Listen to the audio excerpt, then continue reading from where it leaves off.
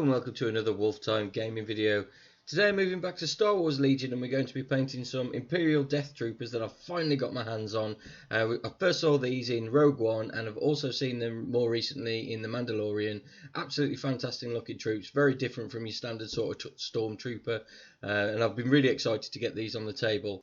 Even better than that though, I've only actually used 5 paints and 1 gloss varnish to actually paint these. They're so easy to paint.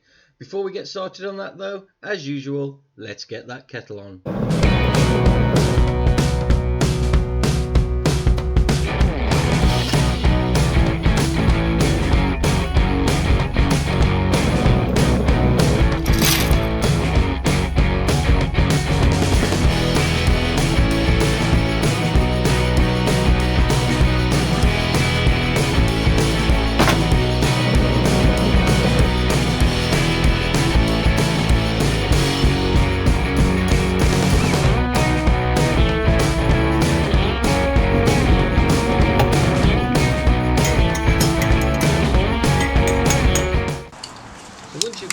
Built, the first stage is giving a spray.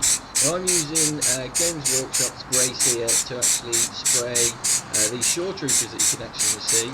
Keep an eye out for that video, it's upcoming, and also the Deathtroopers just at the back there. And just give it a complete coat, work your way around the model, and then you can actually start putting down some colour.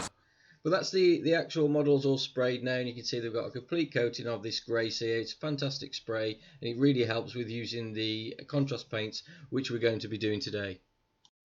The first of which is going to be the contrast black Templar, and you can see from the image just on the screen there on the top left, these Deathtroopers are pretty much completely black. Little spatterings of silver, but essentially they're just all black, and this black Templar is a fantastic way to get a decent effect. If you go in there with a black spray first, or you go in with a normal sort of Corvus black or a Baden black or any sort of black paint, you lose a lot of the detail. You don't get the raised area, the lightness that the contrast black Templar actually gives you. You can see on the model straight away, you can already see that a lot of those areas, all the raised areas, are already a lot lighter. Now, one thing you do have to do with this is go over it a couple of times, or just go into it with a really decent thick coat to get a decent coverage over the whole model.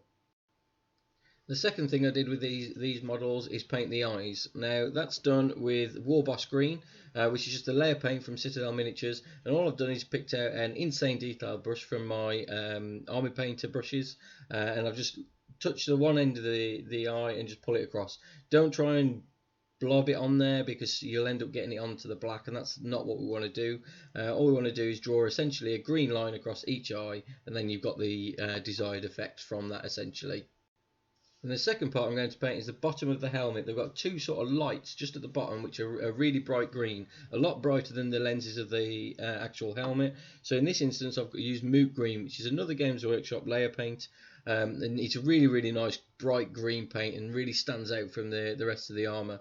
I found that if I went with the Warboss green, the same sort of colour, it sort of blends with the rest of the model, and that's not what I wanted to achieve.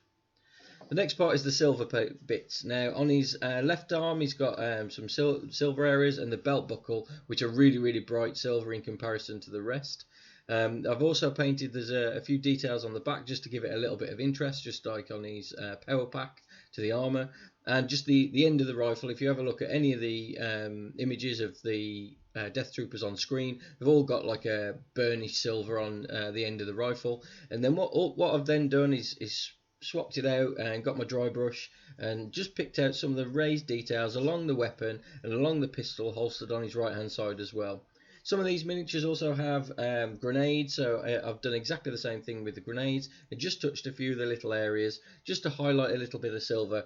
You can see on the stock image I've used, the image from the guys on screen, there are a few little bits and pieces just around the model that you want to pull out.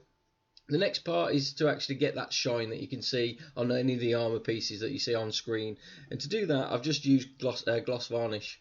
This one is actually from Vallejo, and I picked it up a long time ago to do something with some Tyranids, but it's great for this because you can paint it straight over all the armour panels and it gives you a really nice bright gloss finish when it dries.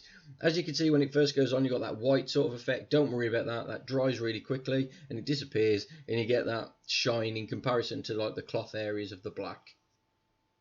The next thing I'm going to do is the base. I've grabbed my super glue and a few little rocks that I've had kicking about in my bits box for quite a long time. Just pop a little bit of super glue down, stick a couple of rocks on. Now I wanted to go with more of a Rogue One sort of a feel for this, so we're very sandy. So I've gone with a rock that's going to stand out from that, so it's a really light grey rock. And I've got some really fine sand, as you can see here. The fine sand is all put on with the PVA glue. Just coat the whole of the base with the PVA glue. If you do go around the edge of the base at any point, don't worry about that, because once you've got the actual sand onto the base, you can wipe around the edge with your finger.